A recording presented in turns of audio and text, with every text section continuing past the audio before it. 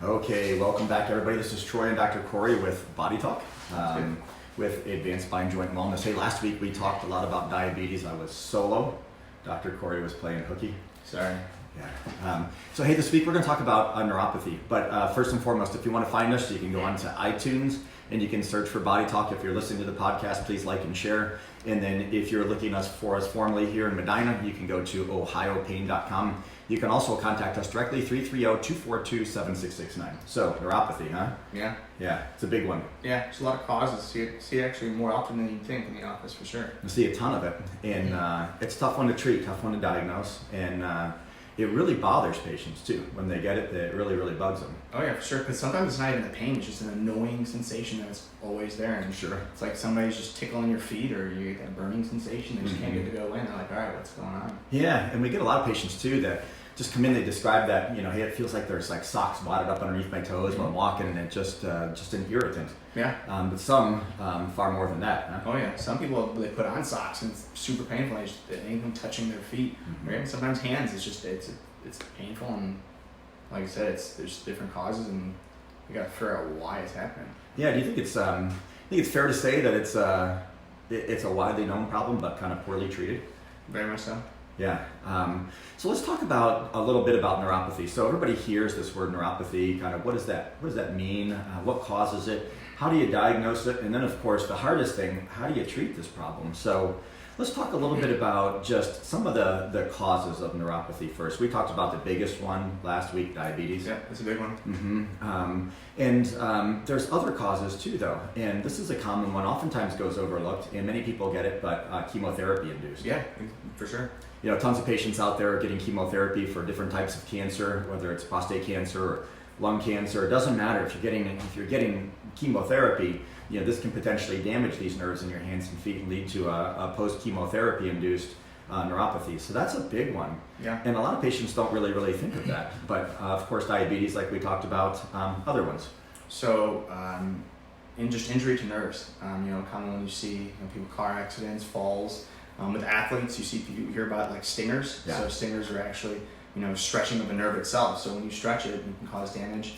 Big one too that I think is people don't understand is chronic alcoholism would definitely cause stuff. That chronic use of alcohol and drinking causes a lot of damage to the liver, which then leads to the malabsorption of a lot of vitamins and minerals. Sure. Which then ties into another one.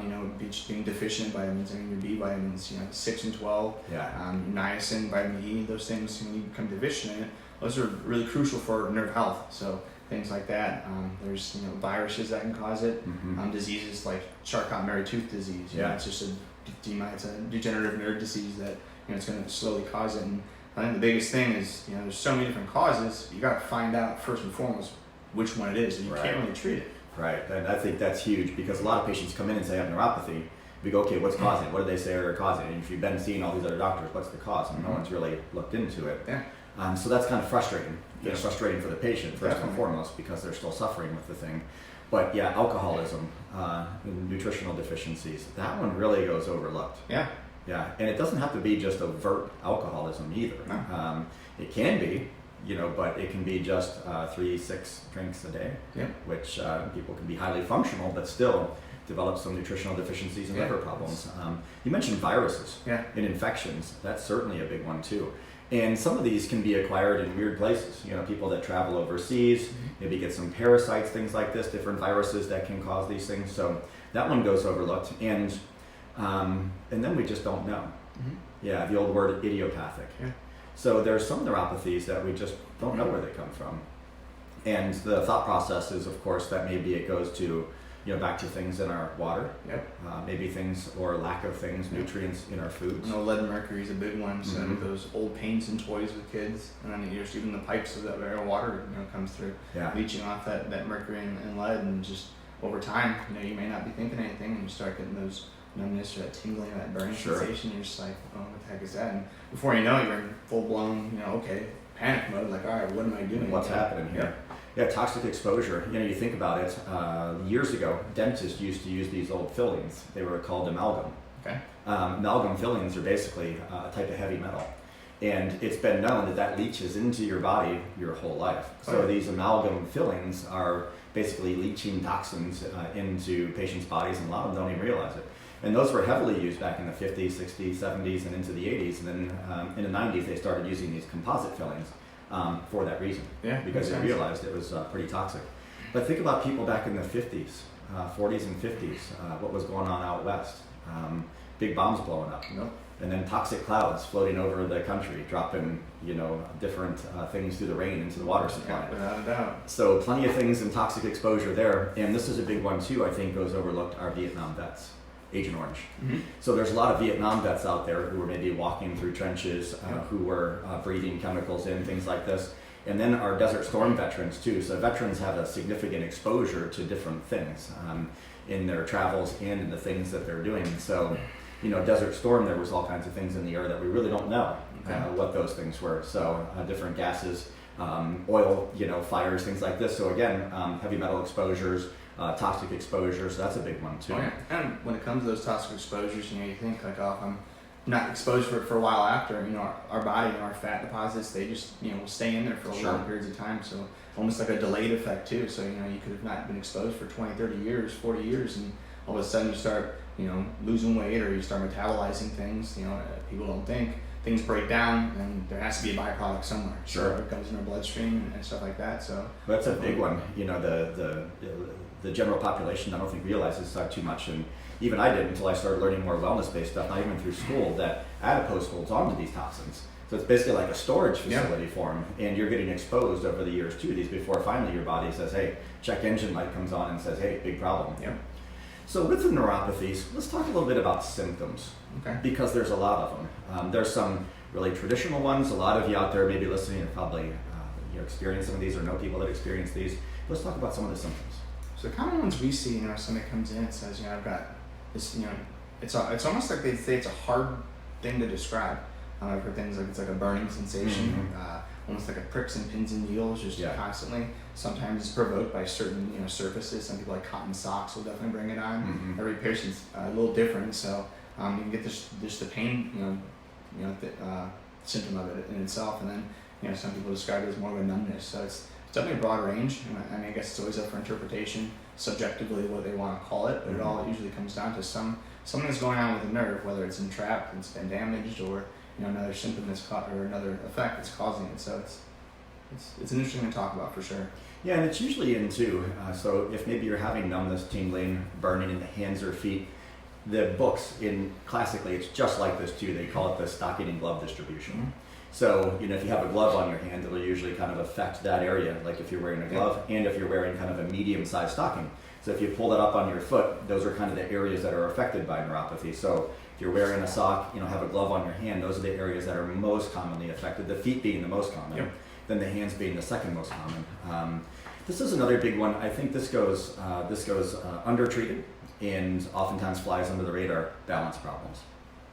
It's huge. This is a big one, is that people that develop neuropathies will be walking but feel unsteady with their gait. And sometimes they'll look at that as they're thinking more middle ear or inner ear kind of things, or maybe it's more something with the brain kind of oftentimes missing the fact that maybe it's neuropathy based. So we see that. And if neuropathy goes unchecked long enough and nerves are damaged long enough, then we start to see bigger complications. So usually symptoms progress in a very classic cascade. Usually it starts with tingling. So most people start to notice some tingling, kind of like that. I put my hand in like a bucket of water, things start to tingle a little bit. Then maybe some pain or burning, and then it goes into numbness. And then if it goes numb and it stays numb long enough, then we start to see weakness. And that's when we know we're really getting into some severe damage. We have a fella here now, I know you know what I'm talking about, in his feet. And he really came, the horse is out of the barn. And this poor fella came in. He's 2 years, 3 years down the road, seen 2 or 3 neurologists with it, and really wasn't doing anything but taking gabapentin, which we'll talk about shortly, just to kind of mask the symptoms. And he went through the numbness, the tingling, the pain, and now he's into frank weakness, to where he can barely move his feet. And he's going to start developing, if we can't get this thing turned around fast enough, foot drop. For sure. So that's a big one. And diabetics, you let the neuropathy go on long enough, then we start talking about amputations. So it can lead to these things, and it's really, really important that we identify these things early on. So those are some of the common causes. Those are some of the common symptoms. Diagnosis. it's not so straightforward, is it? No, I mean it's almost it's the best if we take a systematic approach, because you just don't want to go treating a bunch of symptoms. You want to say, okay, these are the list of things it could be. Let's cross them off one by one. Dedicating treatment to one area is best versus slowly dabbling in a different one. So looking at the spine just in general, making sure there's no degenerative discs. So trauma to those nerves. If we can cross that off, you can do something like we do blood draws to make sure the vitamins and minerals are good there. Sure. Going down the line more of diagnostically doing nerve conduction studies to see if there's something going on from point A to point B. It's like the breaker box to your light bulbs. I mean, if the light bulb's flickering, you got to find where at in that wire from that box to that bulb is going on. So is there a nail stuck in the wire, or is it twisted or kinked funny? And there's other outlying factors. So a systematic approach, in my opinion, is the best route to go because you're looking with a purpose. Yeah. So I think the nerve study goes underutilized. With these things, too many people are just running around with them, and they have neuropathy, and they go, okay, well, I'm on gabapentin or Lyrica, and again, we'll talk about the medicines and treatments here shortly. But too many people are just running around with treatments, and then when they come in with these problems, you go, hey, I need help with this thing. It's taking these pills, and it's not getting any better, and/or it's getting worse. And then we go, okay, well, have you ever had a nerve study? No. How disappointing is that? It's tough. It's very basic. It's minimally invasive. I mean, it's not anything. It's usually pretty quick, and you get the results pretty quickly. Figure out what's going on. It's nothing too crazy. But like you said, it's underutilized, and it's sad actually. Yeah. Well, you mentioned that. Hey, the wire, coming from the breaker box to the light bulb. The nerve study really is kind of like a roadmap for us. Yeah. It tells us which nerves are injured, where, and then how badly. Yeah. So if we really interpret that test well, then it really helps us dial in treatment. Because oftentimes we see there's two different types of neuropathies, and we look at them. There's a mononeuropathy, which can come from the back, which means one nerve, and big one here, sciatica. Yep. Sciatica is a neuropathy. It's just a mononeuropathy. Then there's these polyneuropathies. So poly meaning many, so many nerves damaged in the feet or hands. And which is it? And oftentimes it's very confounding. Which one has more damage? Is it from the spine? Is it in the periphery in the feet? Or sometimes both. Yeah. So that nerve study really helps. Yeah. I think it's a great tool. Another one that kind of goes underutilized in my opinion as well, a vascular test. Many patients with neuropathy will complain of kind of cold hands, cold feet, even on warm days, summer days, cold hands, cold feet. So is there a circulation issue? Yeah. Is peripheral vascular disease there? And just like the nerve study, too many patients come in, never had it. Yeah. So always a great test to look at as well, MRI scans. So MRIs really help us. You had mentioned, hey, look at the spine and look there first, of course. And the reason to look there first is there's other things that can be going on. So MRIs of the spine, but also MRI of the brain. Because there's other things that can also be causing neuropathies that are up in the old coconut. Yeah. Want to rattle off a few? You can go ahead. So a few things that can be going on up in the dome or up in our brain that can be causing neuropathies, multiple sclerosis. Yeah. So MS oftentimes presents very, very similar to a benign neuropathy. So maybe there's some gait disturbance. Yeah.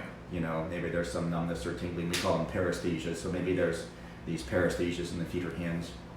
And it's kind of nonspecific. They're otherwise healthy, and you really can't find causes. We need to look upstairs. And the EMG portion of that nerve study also gives us information about that. So there's a needle portion of this in nerve test that can tell us, is this, up here in the brain, or is it somewhere with the nerve? So those things are really important to look at. And I think touching on the brain is important just because, like you said, the MS or something like ALS, those things are progressive. So if we don't get a handle on it, whether it be meds or just other conservative treatments to stimulate the nervous system to mitigate those symptoms, if you just let it go untreated, it can start rolling out of control, and you can start seeing some serious effects from it. And what's more disheartening about those is everything mentally is there. You just can't control down here, and once that happens, it's sad to see people that have all the functioning to do things inside the brain, but they just physically can't do it. And like you said, looking at those symptoms, you said balance is a really good one. Not only because you don't want to see people falling, because when you fall and get hurt, that just adds more issues. But our body has so many different receptors. Pain, fine touch, light touch, but those proprioceptors that you really understand where your joints are in space. Once those start going wacky, they're gonna be all over the place. And like I said, falling is sometimes really catastrophic for people because broken bones, hospital stays, Sure. Things like that become really complicating. So Well, it starts to actually limit their mobility. So a lot of people out there with neuropathy start to, they start to limit their mobility because of the gait disturbance, strength or muscle loss, weakness, these kind of things. Then we start becoming more sedentary. And the problem is that if we become more sedentary, our bones become more brittle. Yep. The more sedentary we are and the bones get more brittle and the weaker we get. So the neuropathy tends to then kind of exacerbate things. And that's when we're prone to fall and fractures. And we just see it way too often. And that's when things really spiral quickly. No, it can be very scary, for sure, definitely. So those are really things that we can use to evaluate and treat neuropathies, or evaluate neuropathies. Let's talk a little bit about treatment, because treatment really is kind of difficult. There's no one treatment. Mm-hmm. The common ones, though, let's just talk about the ones that we don't do here. Most commonly what you see is the gabapentin. People are like, I'm on gabapentin. They're kind of like, they up the dosage. It's frustrating to see it because, like, going back to breaker box, if there's something wrong with a nerve and there's actually like an anatomical issue, so it's damaged, I can crank up as many volts as I want. If it's not getting from point A to point B, it doesn't matter what I do. So normally these issues aren't because you have a deficiency in Lyrica or deficiency in gabapentin. It's just slap a Band-Aid on it and cover a symptom up. Right. Well, and too often, the gabapentin and the Lyrica, the only thing I don't like about these is can they cause to some degree relief of symptoms? Yes. But the thing that it does is it ignores the problem. Mm-hmm. And then what we see is the neuropathy just slowly progressing under the radar, and then all of a sudden we get to the bigger complications, weakness and things like this. So I can say not a fan, not a big fan. And the other problem with those things is they also confound things because they can in themselves have the side effects of almost similar symptoms to neuropathy. So they cause gait disturbances. They tend to kind of numb the nerves. We kind of feel slow. They have just tons of side effects with them that almost mimic the neuropathy, even though it may kind of dull the pain. You're really not treating the problem. And I think that's an important one, especially for a diabetic. No, for sure. So if there's a diabetic listening out there, you're the number one population out there that can actually reverse or start to minimize the effects and damage to your nerve because it's still occurring with your diabetes. Yeah, all you really need to do is treat your diabetes. No, for sure. It's like there was a forest fire and you're south of the fire and the wind's blowing south. So I just turn a fan on and blow it north. The smoke's gone, but the fire's still burning out of control. I mean, how would you like if the firemen were just like, man, we'll just we'll blow it all north. It's away from you guys, but there's still fire. I mean, that's just a simple thing to it. Just don't ignore the problem. It's just the most frustrating thing. Even beyond neuropathy, just injections, all these different things. They just ignore a problem because it's a quick and easy pseudo fix. It's just covering up a symptom, which is so wrong. Yeah. Another one that gets labeled as a neuropathy quite a bit, and this one comes from the spinal stenosis. Mm-hmm. So when it comes to spinal stenosis, that one's a type of neuropathy as well. It affects oftentimes many nerves from the spine coming down into the legs or feet or hands. And with the spinal stenosis, there's one thing that needs to be fixed, and that's pressure on nerves. And if we just take the medicine, not taking pressure off the nerves. No. So maybe talk about some things that can be done in non-surgical, non-medical, meaning no medicine, solutions for spinal stenosis or pinched nerves in the spine. For sure. There's a ton of them. Unbiased aside, yes, I'm a chiropractor, but just spinal manipulation, getting mobility back in those joints. Sure. The more something becomes stagnant and non-moving, it becomes stiff. You then have muscles that become stiff, so it just makes it even harder to get rid of. So the manipulation of that part. Massage therapy, whether it be in the spine or in the periphery, so if you have entrapments from muscles, loosening up those muscles, to relieve those nerves a little bit. We do some nerve flossing, which is great kind of like on both sides. It's moving those nerves in certain patterns to really loosen things up. We don't do it here, but acupuncture is a good thing too. Acupuncture and acupressure. It's it's been around for hundreds and hundreds of years. The ancient Chinese have been using it for stuff, so for good reason. Working. Why not? And it's very, very minimally invasive. You make a little bit of a blood from a needle, but it's nothing crazy like that. We do spinal decompression that we have here. Those adjunct therapies we do to add to our physical therapy and things to really space out those joints a little bit, provide a little bit of spacing off there. We also use something called vibration therapy. So, stimulating a bunch of nerves in a bunch of different ways. It's almost like shaking your sleeping brother up next to you. That's right. Just wakes things up and provides so much sensory input to, obviously it may not fix an issue, but it, could definitely help us, move on the way to do that without, could almost mitigate those symptoms without having to take any pills or anything like that. So it's, tons of things. Laser therapy, fantastic. Exactly. There's home units, and there's more medical grade units where you can actually increase circulation to nerves. So if you're out there and you're listening, there are tons of non-surgical solutions for these things. And if you're on medicines and you've never had a workup and you don't know where the neuropathy is from, the first thing is let's get it looked at. Let's get it worked up and find out what's causing it. The time flies with these things. We're out of time already. I know, it's crazy. You just have fun and you just talk and it's gone. Well, next week what we'll do is we'll start moving on with the neuropathies. We're going to move into some of the mononeuropathies next week, and we'll talk about some of these. And these are nerve entrapments in the hands and the spine. So we'll talk about a little bit more about neuropathies, specifically spinal stenosis, sciatica, carpal tunnel, because there are all types of neuropathies too. So hope you're enjoying the podcast. You can find us on iTunes. You can go to look up Body Talk. If you're looking for us here locally, here in Medina, you can go to ohiopain.com, or you can contact us directly, 330-242-7669. Dr. Cory, final thoughts? Final thoughts? Hey, Thanksgiving's coming up. If you want to check into our Instagram, we'll talk about some things food-wise. People get tired after eating a bunch of stuff and hear that big word tryptophan passed around. And nobody knows what it is or what it does, so we can talk about that and ways to not feel extremely bloated and when you're eating, because I love food. Thanksgiving's good. Yeah, love the Instagram plug. Emily, what's our Instagram? Advanced_spine. Advanced_spine. So if you want to find us on Instagram, we've been putting tons of good information up on Instagram. So advanced_spine. We'll make sure that we talk about that more often. Until next time. Sounds good. Thanks. See ya. Oh, I'm hungry. Oh. I hurt.